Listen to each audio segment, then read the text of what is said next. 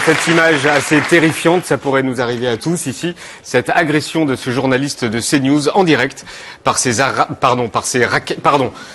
Marocains qui sont en demi-finale.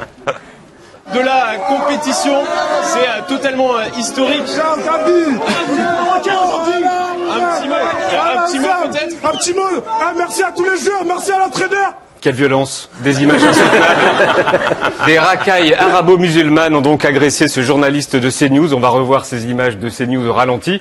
Alors on voit clairement que le journaliste se fait tout d'abord bousculer par ces racailles assoiffées de sang français. À ce moment, on voit nettement ici, là, ce maghrébin musulman qui choure le téléphone et le portefeuille du journaliste. On voit très bien, là. Puis c'est l'agression physique, ce moment où cette personne arabo-musulmane islamique va tenter de faire taire le journaliste français chrétien. Pays de la liberté et de la démocratie avec son drapeau couleur sang. Cette séquence terrible alors qu'on parle de sport. On parle de sport. Voici les analyses sportives du week-end sur CNews.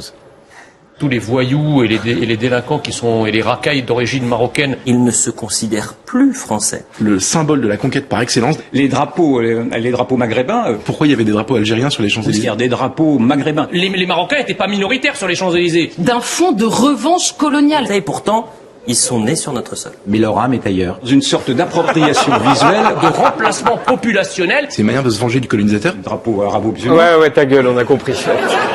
Y a que ça? Ben non, y a pas que ça. C'était tout le week-end, les analyses sportives. Y en a d'autres. Il y a cette tendance quand même de conquête de l'espace public, une volonté de conquête. Leur âme était encore là-bas. Mais des drapeaux également algériens, des drapeaux tunisiens. Donc tous ces peuples...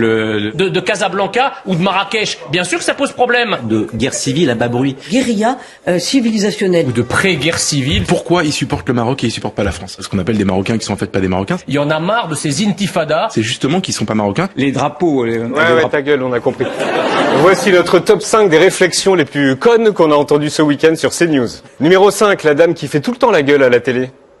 Moi, en l'occurrence, j'étais sur le périphérique au moment de la victoire du Maroc. J'avais vraiment l'impression de vivre à Casablanca. Donc c'est... Ah non, alors je vous arrête tout de suite, ça roule beaucoup mieux à Casablanca.